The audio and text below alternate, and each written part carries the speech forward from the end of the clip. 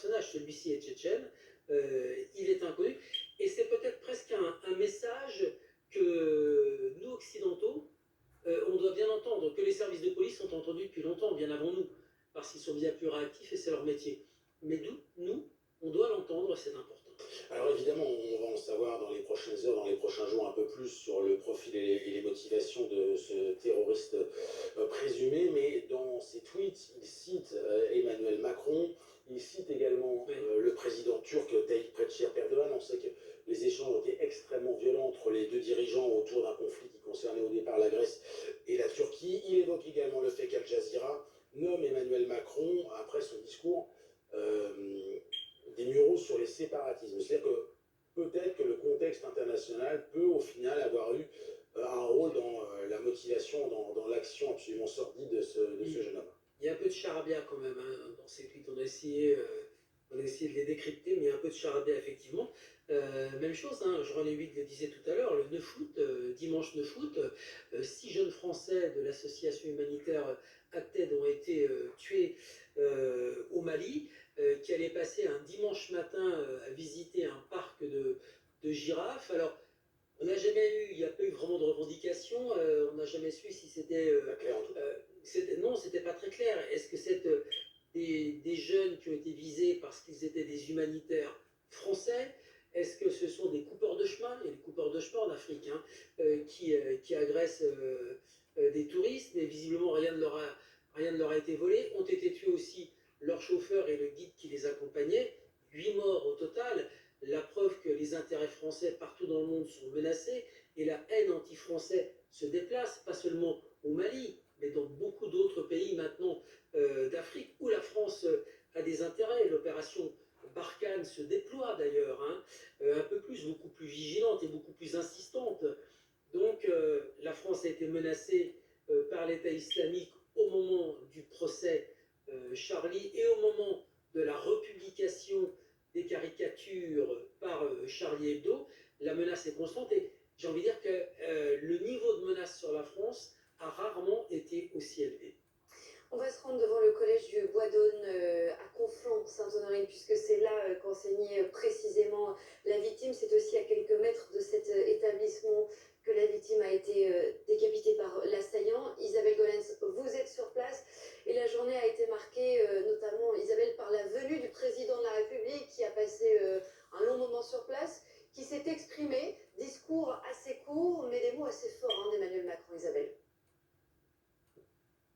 Oui, il est resté presque 1h30 ici, de 21h10 à 22h30, dans ce collège où le professeur d'histoire enseignait depuis 5 ans. Il était accompagné de plusieurs ministres, Jean-Michel Blanquer, ministre de l'Éducation nationale, Gérald Darmanin, ministre de l'Intérieur. Il s'est entretenu avec les personnels du collège, avec la proviseure, bien sûr, avec également les 2 maires des 2 communes concernées par ce drame, Conflans-Sainte-Honorine et Éragny. Vous l'avez dit, le chef de l'État qui a eu des mots très forts. Il a déclaré que le professeur avait été assassiné parce qu'il enseignait. L'assaillant a voulu abattre la République dans ses valeurs. Il faut faire bloc face à l'obscurantisme. Écoutez le chef de l'État.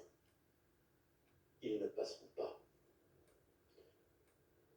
Nos policiers, nos gendarmes, l'ensemble de nos forces de sécurité intérieure, nos forces de renseignement, mais au-delà de cela, toutes celles et ceux qui tiennent la République, et à leur côté magistrats, élus, enseignants, tous et toutes, nous ferons bloc. Ils ne passeront pas. L'obscurantisme et la violence qui l'accompagnent ne gagneront pas. Ils ne nous diviseront pas. On a vu également vers 23h des personnels du parquet antiterroriste sortir de ce collège, le parquet national antiterroriste, qui s'est très vite saisi de l'affaire. Merci beaucoup Isabelle pour ces précisions. La réponse de Marine Le Pen à ce message du président de la République, nos passerelles, ils ne passeront pas, on vient d'entendre. La réponse sur Twitter, ils sont déjà là, juste dans nos écoles, signé évidemment Marine Le Pen. Dominique Rizet, on revient sur le profil à présent de la victime, cet enseignant donc, qui enseignait dans ce collège de Conflans-Sainte-Honorine. On a appris, Dominique, au fil des heures, que cet enseignant avait porté plainte. Pour quelle raison et comment tout cela a commencé? Alors, il avait porté plainte pour diffamation, puisqu'il avait l'intention de donner un cours et de parler donc de cette caricature et d'enseigner dans une école de la République la tolérance, la bienveillance, le respect de l'autre, le respect des idées républicaines, voilà, dans un pays laïque où la laïcité est la première des règles, voilà. Ça s'était pas bien passé parce qu'on a vu la réaction donc d'un père de famille qui a considéré que ce professeur n'avait pas le droit de montrer cette image du prophète, ni le droit de faire lever le doigt aux élèves musulmans en leur disant si vous voulez sortir, vous pouvez sortir. Donc il y a eu des réactions de parents d'élèves et la directrice on dit la principale. La principale du collège. La principale du collège a réagi immédiatement. La communauté éducative a tout fait pour apaiser cette situation en recevant les familles qui souhaitaient être reçues par la direction, hein, en contactant les autres pour dissiper toute ambiguïté qui aurait pu exister après le cours donné par ce professeur dans sa classe. Donc il y a eu un énorme travail de la communauté éducative et le professeur a décidé d'aller porter plainte. C'est lui qui a porté plainte. Et pour vous montrer comment la communauté éducative et la principale étaient à ses côtés, c'est qu'elle s'est déplacée avec lui au commissariat dans un service de police pour l'accompagner dans sa démarche de dépôt d'une plainte pour diffamation. Donc il a été soutenu par sa direction de façon, on peut le dire, extraordinaire. Et c'est ce que le président de la République a entendu parce qu'il s'est très longuement entretenu avec cette principale. À qui il a rendu hommage également. On va justement vous proposer cette vidéo qui pourrait être au centre de l'enquête. Elle a été tournée au début du mois. C'est un parent d'élève qui dénonçait alors l'attitude du professeur qui avait montré une caricature de Mahomet lors de ce cours sur la liberté de la presse. Alors cette semaine, il s'est permis de leur dire les élèves musulmans lèvent la main. Ils ont levé la main. Et il leur a dit voilà, vous sortez. Ma fille a refusé de sortir en lui demandant pourquoi. Il leur a dit comme ça qu'il allait diffuser une photo qui va les choquer. Certains élèves sont sortis, ma fille n'est pas sortie. Effectivement, il a montré un homme tout nu en leur disant c'est le prophète. Il a dit c'est le prophète des musulmans. Quel est le message qu'il a voulu passer à ses enfants? Pourquoi un prof d'histoire se comporte comme ça devant des élèves de 13 ans? Cette histoire, c'est mon histoire, c'est la fille de ma fille. Ma fille, elle a 13 ans. Et il n'y a pas que la classe de ma fille qui est concernée, il y a toutes les classes de 4e. Et à mon avis, il se comporte comme ça depuis plusieurs années. Vous avez notre spécialisation en éducation. Alors voilà, c'est l'une des versions de ce qui s'est passé ce jour-là. Ce parent d'élève n'est pas le seul à penser cela, mais ce n'est pas pour autant le reflet de ce que pensent tous les parents d'élèves de cet établissement. Il y a une autre version. Oui, d'autres parents d'élèves qui ont eux-mêmes des contacts avec leurs enfants, parce que ce sont toujours des élèves qui ont rapporté les choses à leurs parents. Personne d'autre que les élèves et le professeur en question était dans la classe. Donc ce que disent d'autres parents, c'est qu'au contraire, leurs enfants ont très bien compris l'objectif de ce cours, qui était de parler des caricatures de Mahomet qui font l'actualité. C'est au programme, il faut savoir traiter de ces questions, développer l'esprit critique, amener à débattre sur la question du blasphème, sur la question de la liberté de conscience, sur le droit à la caricature. Et certains parents racontent qu'au contraire, leurs enfants n'ont pas senti qu'on leur avait intimé l'ordre de sortir de cours, s'ils étaient musulmans, mais qu'ils pouvaient le faire, alors que normalement on ne peut pas sortir de cours. Il y avait une vocation pédagogique qui n'a pas été comprise par une partie des parents. Alors il y a eu tout un travail dans les jours qui ont suivi. Je rappelle que ça s'est passé il y a 15 jours, tout un travail avec l'équipe de direction. La principale est venue en cours, il y a eu des échanges avec les élèves, il y avait également la CPE. Le référent laïcité est aussi intervenu auprès du professeur, non pas pour faire en sorte qu'il s'excuse devant ses élèves, mais en revanche il va passer le message, l'objectif de ce cours, en tout cas qu'il n'était pas ce cours de blesser les enfants. Visiblement les choses s'étaient apaisées entre les parents,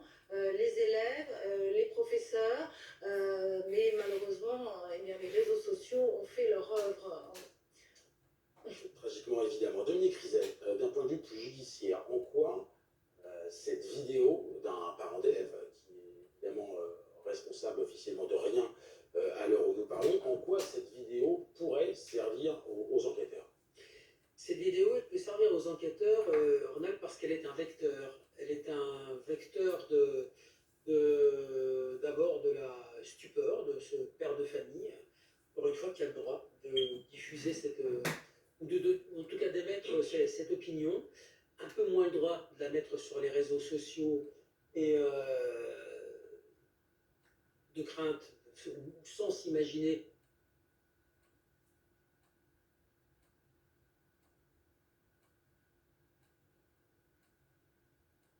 J'ai toujours un problème avec Prime Video et Netflix.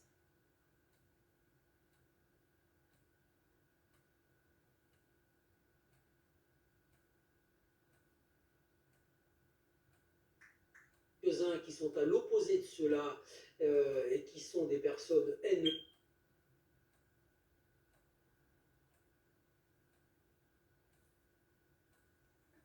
Mon logo.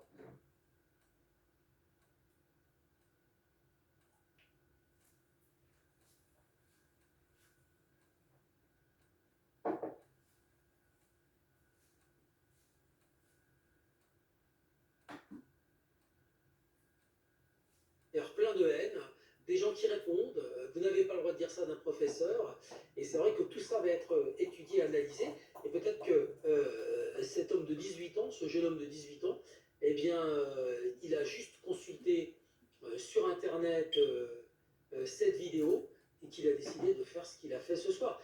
Tout ça reste à établir bientôt, bien sûr, mais ça va être le travail des enquêteurs. Ouais, c'est un travail qui ne fait que commencer.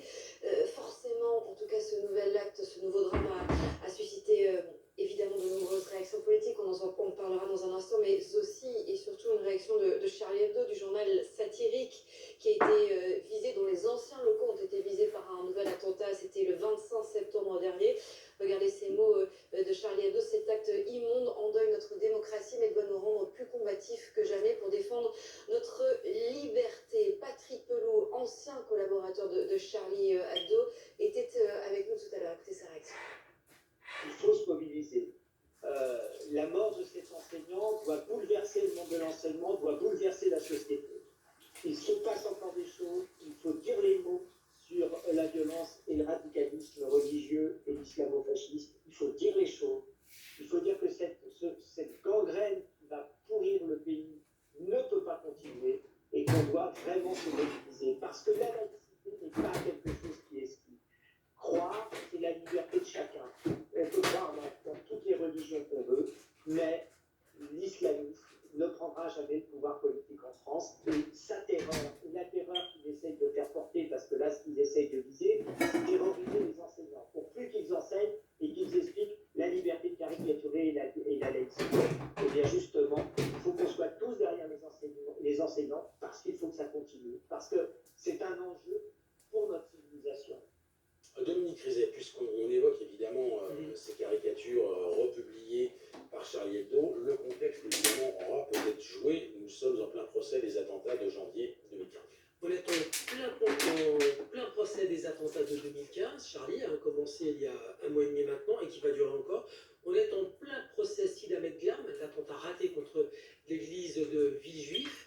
On est juste après la republication par Charlie des caricatures du prophète. On est juste après la menace par l'État islamique contre la France et contre Charlie, juste après le début du procès, la republication des caricatures. On est dans un contexte extrêmement dangereux du point de vue de la menace terroriste. Merci beaucoup Dominique Rizet. Alors critiqué pour son absence sur les sujets de sécurité, de terrorisme, à son arrivée à l'Elysée, Emmanuel Macron a réagi très rapidement. Il a promis des actes fermes. Le président de la République qui a aussi affiché au moment de prendre la parole une grande émotion. Thomas Soulier du service politique, son analyse. On imagine que l'émotion était forte dans cette salle du collège-là. Donc l'émotion était palpable lorsqu'il a pris la parole, Emmanuel Macron. Une émotion sur la forme et puis sur le fond, il a dit des choses clairement, le chef de l'État. Ce soir, il parle donc, vous le disiez, d'attentats terroristes islamistes. Les mots ne sont pas choisis au hasard. Il dit, ils ne passeront pas.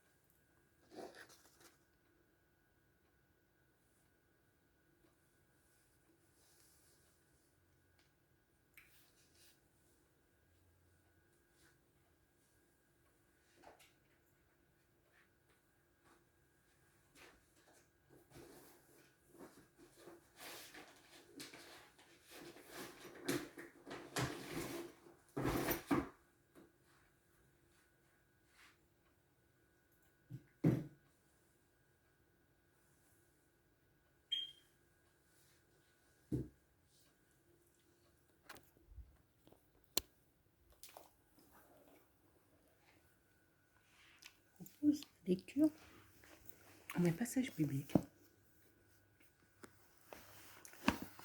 avant d'aller dormir.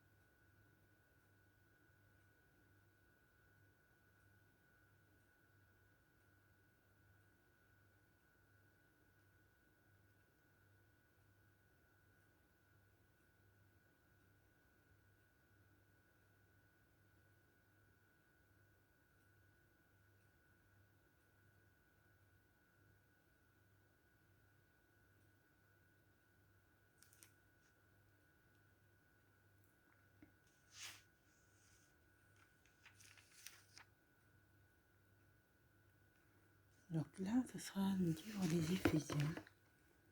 Le livre des Éphésiens, allez, verset 17. Je vous le dis, j'en témoigne dans le Seigneur, vous ne devez plus vous conduire comme les païens, qui se laissent guider par le néant de leurs pensées.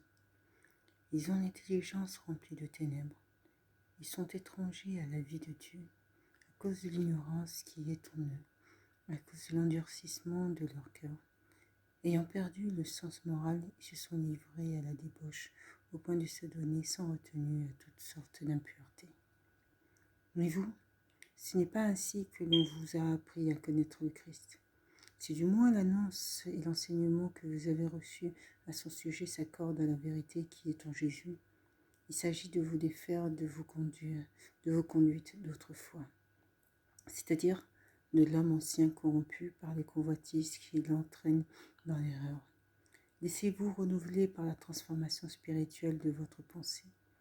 Revêtez-vous de l'homme nouveau, créé selon Dieu, dans la justice et la sainteté conformes à la vérité.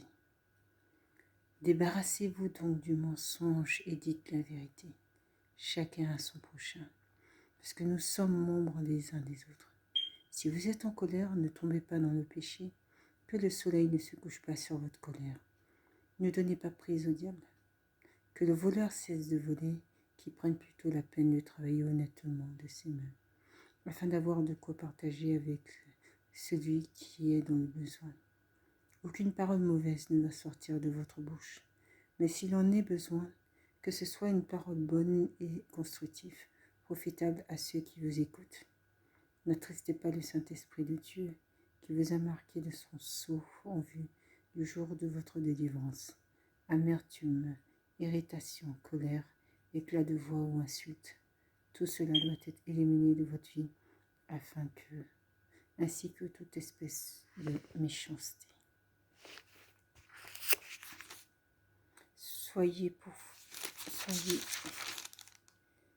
Soyez entre vous plein de générosité et de tendresse. Pardonnez-vous les uns aux autres, comme Dieu vous a pardonné dans le Christ.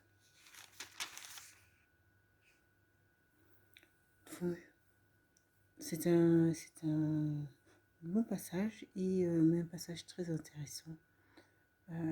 Débarrassez-vous donc du mensonge et dites la vérité. Chacun son prochain. Parce que nous sommes membres les uns des autres. Après, le mensonge, qu'est-ce que... Moi, je distingue toujours le mensonge conscient du mensonge inconscient.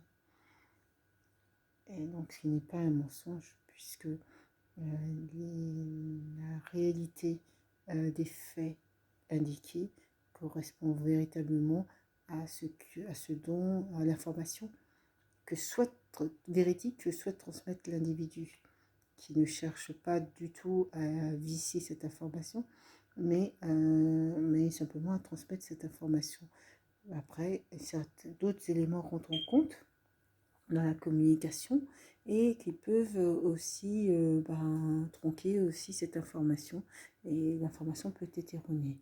Mais toute une question après de conscience. Est-ce que l'individu avait l'information selon laquelle ce qu'il indiquait était consciemment fausse? Voilà.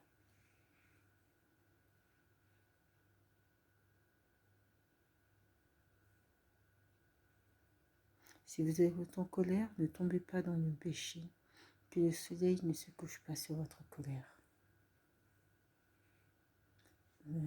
C'est vivement conseillé, même si c'est pas évident tous les jours, mais c'est vivement conseillé effectivement. La colère est ce qui s'insinue et est particulièrement nuisible pour l'individu, que ce soit pour le corps et l'âme. Et c'est important pour l'âme qu'il soit limpide. Pour qu'il soit limpide, il ne faut pas qu'il soit ancré de colère. Que le voleur cesse de voler. Ça paraît être une logique, qu'il prenne plutôt la peine de travailler honnêtement de ses mains afin d'avoir de quoi partager avec celui qui est dans le besoin. Ça, c'est dans l'idéal. Ça, c'est l'idéal. Mais après, nous vivons dans des réalités qui ne correspondent pas à ces phrases qui peuvent, pour certaines, être assez simplistes. Je pense qu'il y a très peu d'individus qui ont pour objectif de ne pas travailler, mais de vivre malhonnêtement.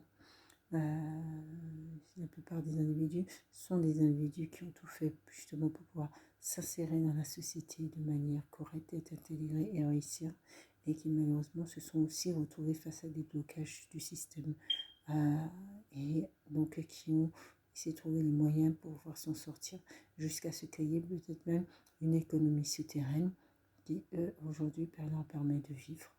Et c'est une réalité. Et que c'est pas une volonté de ne pas s'intégrer, c'est qu'à un moment donné, il faut aussi reconnaître que la société a rejeté aussi des individus. Ce sont les exclus. Les exclus, je ne parle pas en termes de désaffiliés, parce que la désaffiliation, c'est la perte de lien, et ce sont des exclus de la société civile, que la société civile exclut volontairement pour pouvoir maintenir les autres dans un ordre civil. Et avoir la paix civile. Une paix en demi-teinte, puisque la réalité c'est que ces individus construisent une économie, une vie souterraine, leur vie à eux, et peut-être qu'ils sortent aussi de la société civile. Et c'est là qu'à un moment donné, on prend conscience, lorsque ces deux mondes se heurtent, qu'il y a un problème, il y a un véritable problème. Mais ce véritable problème est véritablement endogène donc à notre société et au fonctionnement même de notre société.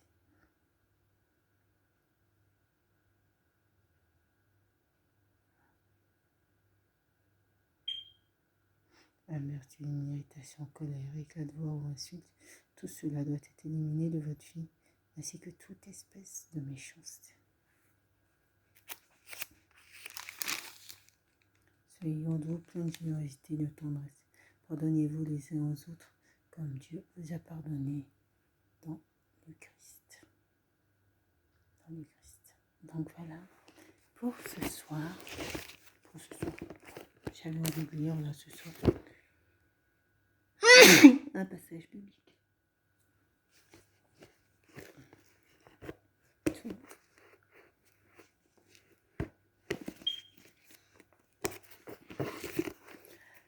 Et donc,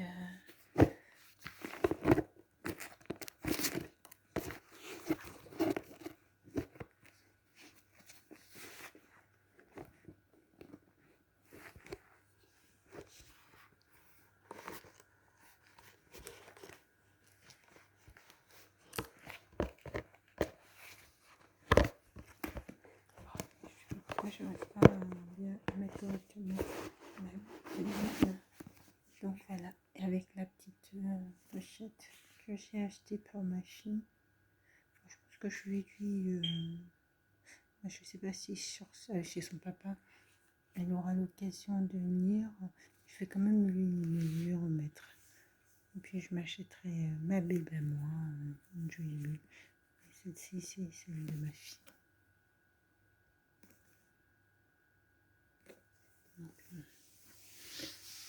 Donc voilà. Là, je vais mettre mon foulard sur la tête. Et puis aller faire dodo.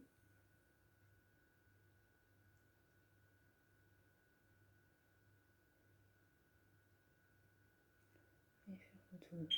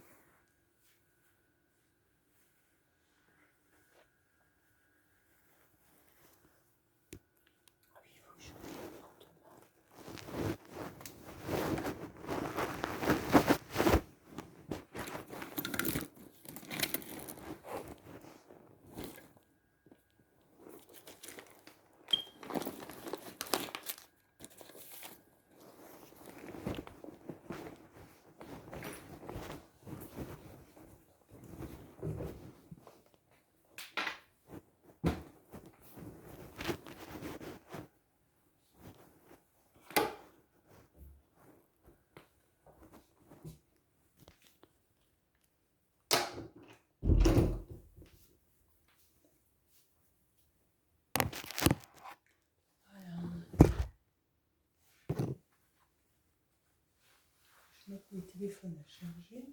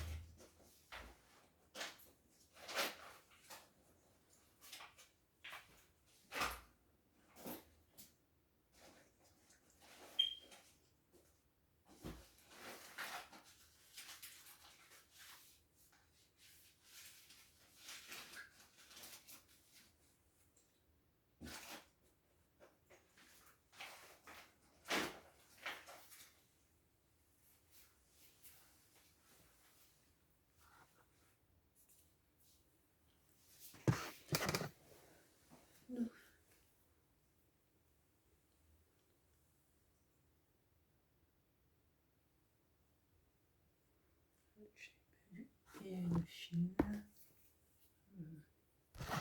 Combien de batterie? Pas grand chose, il m'a laissé sur ce téléphone.